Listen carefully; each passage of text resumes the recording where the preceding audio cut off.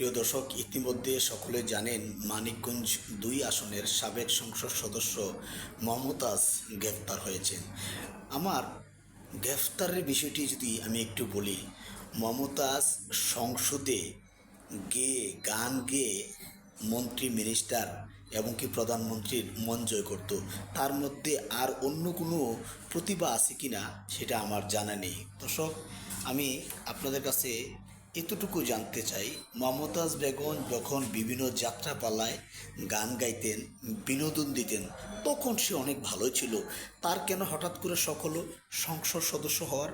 সংসদ সদস্য হয়ে এখন দেশের বিরুদ্ধে কিছু কথা বলে, কিরে ভাই, তুই হলো গান গাইতি, যাত্রাপালা করতি, তোমার কাজ সংসদে যাইয়া, হ্যাঁ, বিএনপির নামে, শহীদ প্রেসিডেন্ট জিয়াউর রহমান নামে, গণতন্ত্রের মা সাবেক প্রধানমন্ত্রী বেগম খালেদা জিয়ার নামে চুলকানি উঠছে, তোমার কথা বলা লাগবে? হ্যাঁ, এখন বোঝো ঠেলার নাম বাবাজি। ঠিক আছে? তা আমি বলবো, পুলিশের কাছে আমার একটি অনুরোধ থাকবে, আর পাশার মধ্যে বাড়ি দিবেন আর একটা একটি গান শুনবেন, পাশার মধ্যে বাড়ি দিবেন আর একটা একটি গান শুনবেন। ঠিক আছে? অনুরোধ রইল।